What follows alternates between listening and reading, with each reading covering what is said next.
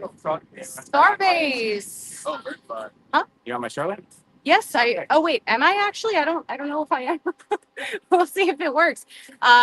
So testing. Hello, everyone. Joe Tegmeyer and I are back at Starbase. We got here just in time to see Shift 37 rolled out, and as you can see behind us here, it is ready to be lifted up I don't. any minute here for a full stack. And so I just want to know who can hear me, who can see me, how's the service. I'm not sure exactly if we hooked up to the Starlink, but I was just so excited to start going live. And it's pretty empty out here for the most part, compared to how it normally is. So if you guys can let us know how our audio is, how we're looking. Don't judge me. I've been driving for 7 hours. Oh, okay. And so, yeah, so hopefully Starship will be launching in about 25 hours Right. now, which is, we'll see. The weather has definitely been a little bit uncooperative down here. Yeah, we started at hot temperatures, blue skies, a little bit of clouds about the time we were talking when you were on the road. And by the time you got here, thunderstorms, rain, and a little bit of delay with getting the ship out. But it is here now. So, they're pressing forward. I think this is kind of a preview of the weather we're going to probably see tomorrow.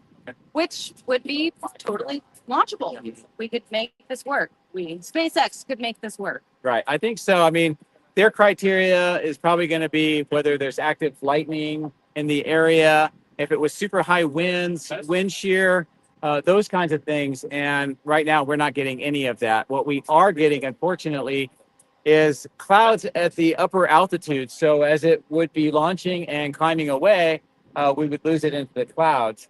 But the bonus is that horizontal visibility is excellent. So when it comes below the clouds, like when the booster's coming back to do its test and land in the Gulf, we should be able to see that. Yeah, which, by the way, we already have a comment from Titus saying, are there two rockets behind you? No, this is the combination that is just about to have a full stack. So you see the booster on the launch mount there, and then you see Ship 37 in the chopsticks awaiting to get lifted and fully stacked, which will be, what, over 400 feet? I think it's close to like 420 feet or so once it's fully stacked. The reason why I'm a little bit hesitant is that it's V2 ship, so it's slightly taller and it's got the hot staging ring. So I'm not sure exactly, but it's close to about 420 feet, which is about 125 meters or so. It's pretty good. Yeah. So, so they just rolled out not too long ago, and I'm not exactly sure when they'll stack. What do you think they'll get stacking here? I think they're going to try to stack sometime tonight, maybe in the next few hours. Just before that happens, we'll start hearing announcements behind us, and that'll be alerting that they're ready for the launch. That's not happening quite yet, but I think that they want to get it done tonight. The reason why is when you do a lift, something could go wrong. So if you have more time to fix it, especially since we're trying to launch tomorrow, it's the better. So I think that they're going to try to do that tonight. And because of all the clouds, which you can't see off screen, but off to the west is a pretty kind of like a thunderstorm way in the distance. It's kind of dark skies, and we're going to not get that nice sunset that we normally would get. Right.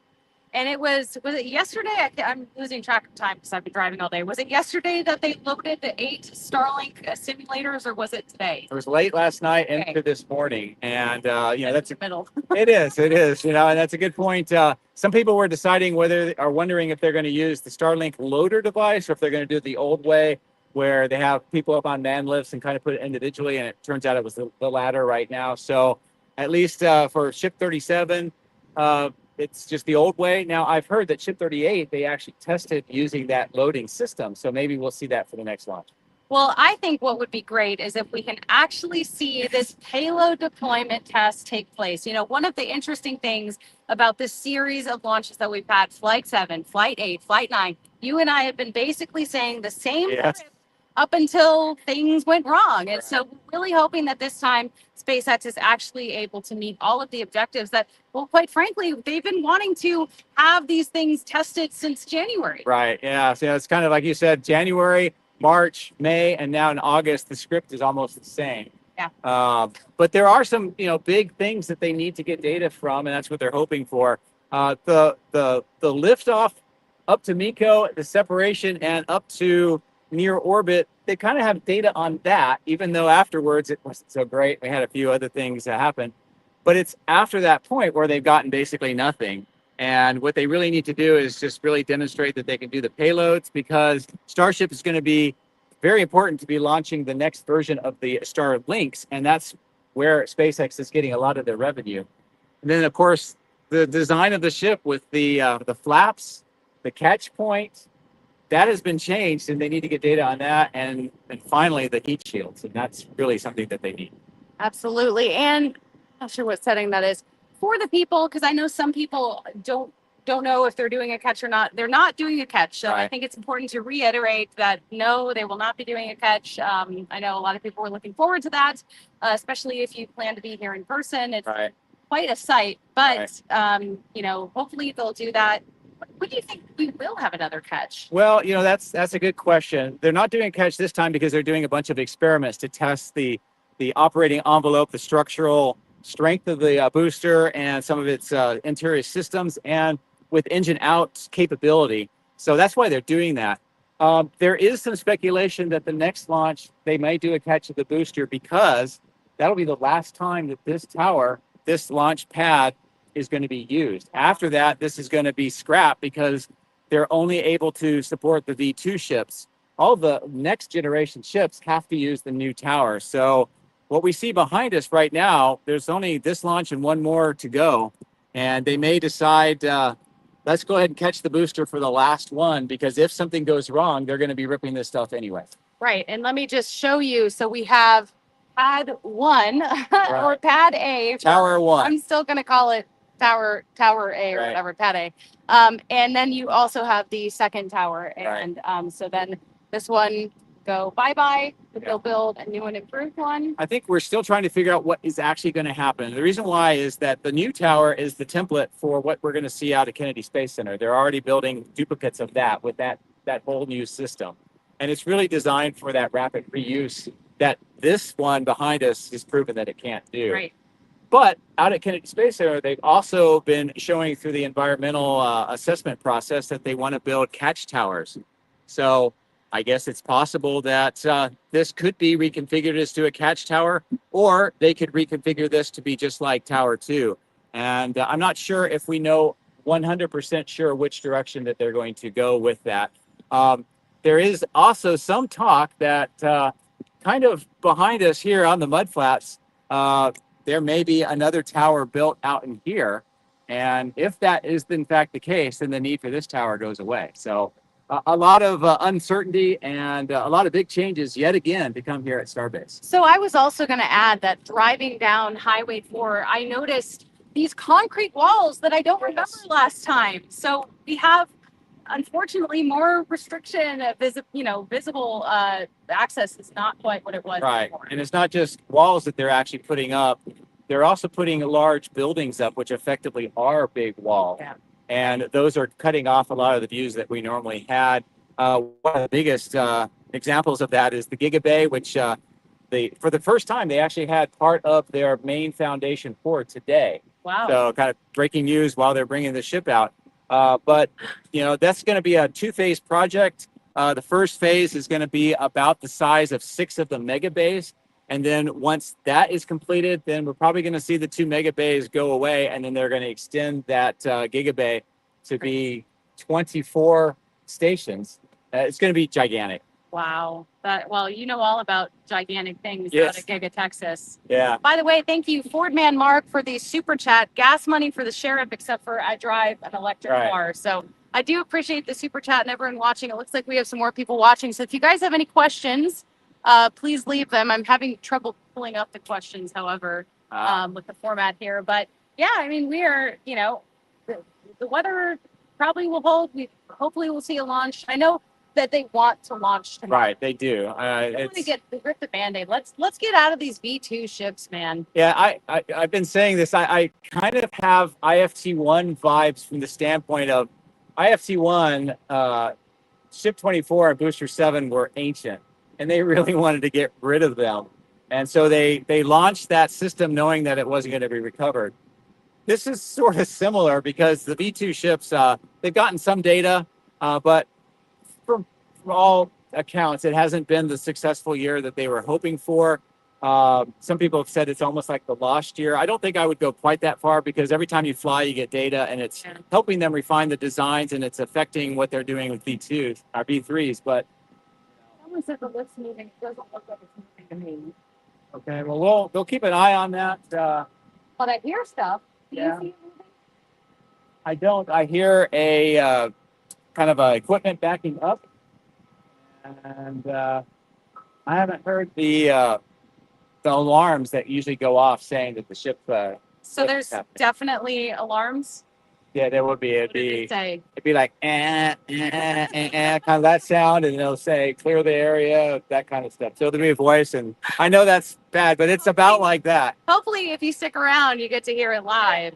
But yeah, it's I'm glad it was pouring rain for a lot of my drives. I'm glad we're able to do this live stream, kind of just show you guys some live views out here, and really be able to see finally the double digit flight of Starship. It's crazy that we've seen.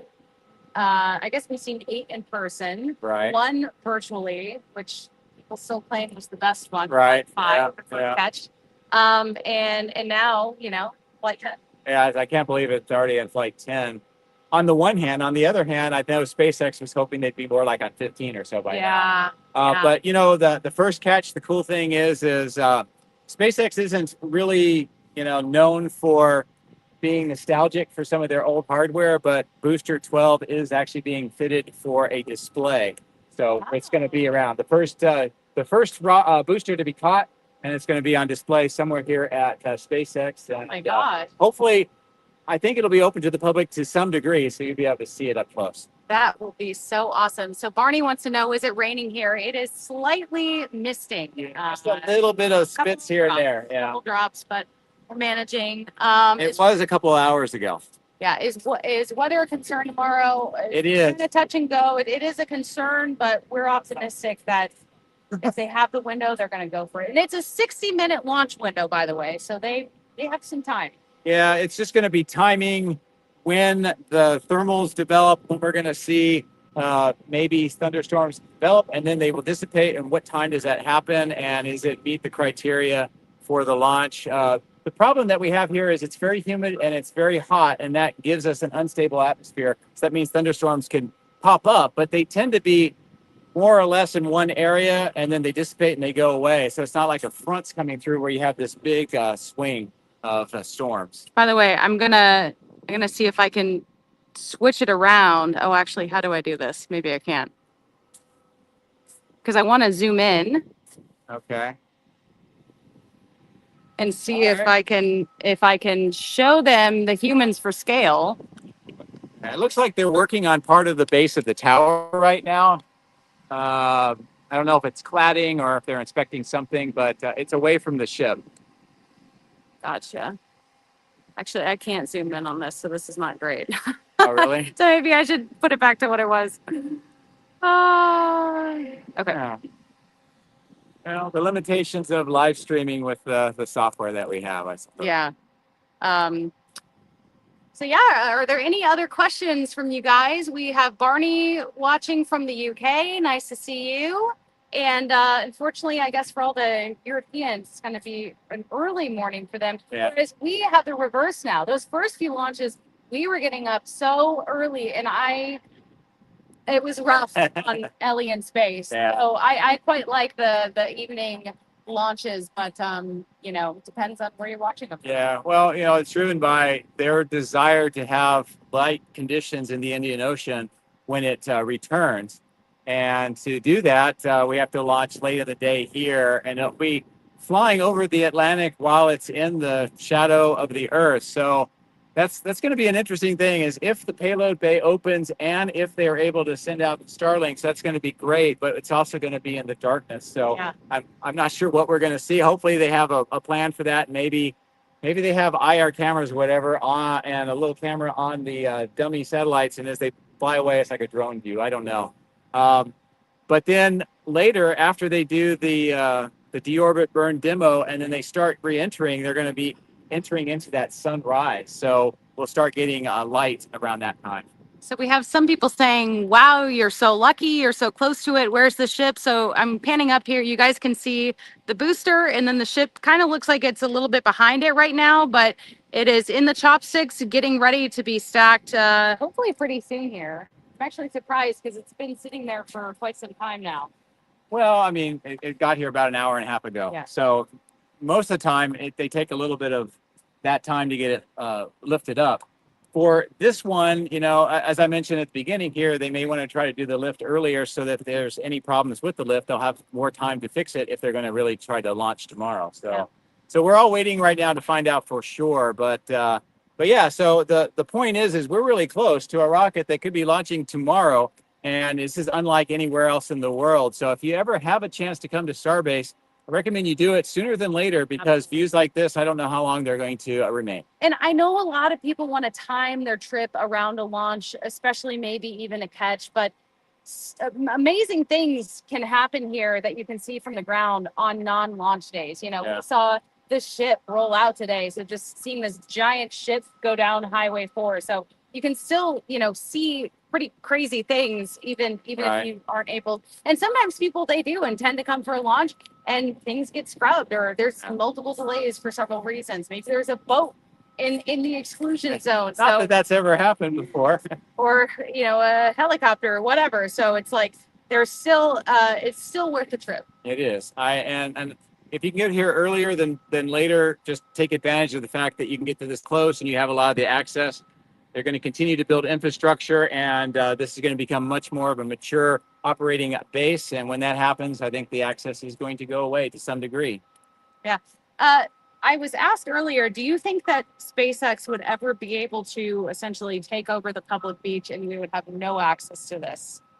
I don't know if SpaceX directly, but I think indirectly it could happen. The federal government may decide that this is a national infrastructure, an important, critical part of infrastructure for the country, and they could just decide, hey, we need to protect this more, and we can't have the access out here.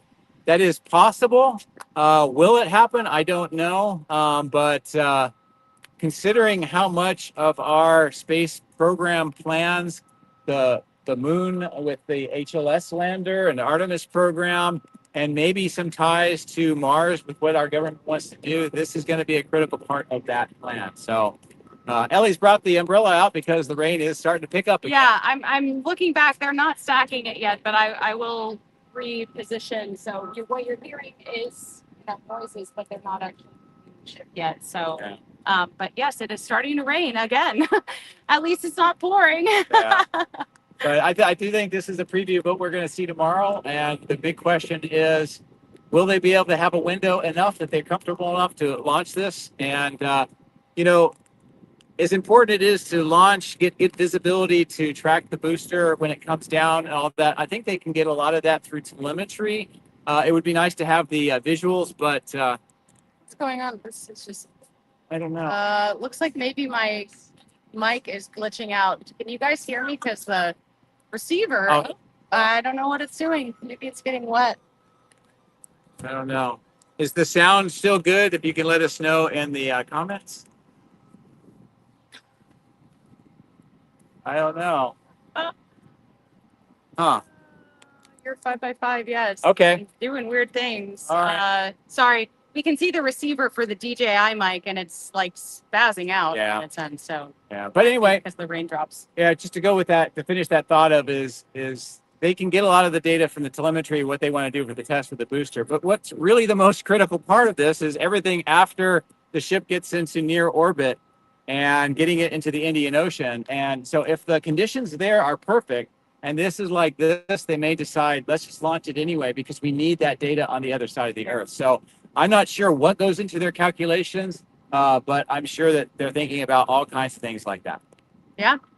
3D Daniel, shout out to 3D Daniel, wants to know, how am I? I am good. I'm glad to be out of the car. It was 7 hours of driving. I don't even know how it takes that long. I guess it's just charging, and it's. You went through thunderstorms too. I did, so I had to drive a little slower. I'm a little tired, but I'm here.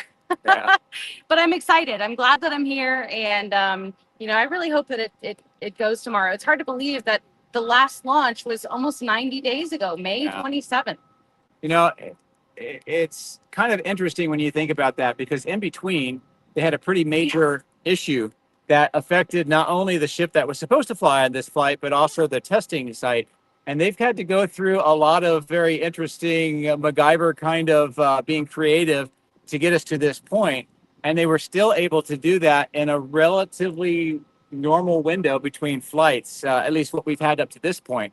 Obviously, they want to go much faster than that, but it's still kind of a miraculous what they've done. And it's just really a testament to the people that work here and that kind of that can-do, innovative spirit that SpaceX has. So I hope that, getting us to this point and the launch goes really well tomorrow. I think SpaceX really needs a win. I think the people that have worked on it really need a win. They put so much effort into this. And, I really want to see us kick off 2026 on a really strong note. And as we transition to the new ships and we start thinking about on-orbit refilling, HLS landers, all that stuff, that could all be next year. So we need this. And I wanted to shout out Lacey. Thank you for subscribing on X. It's really nice to see women take an interest in Ellie in space and space coverage in general.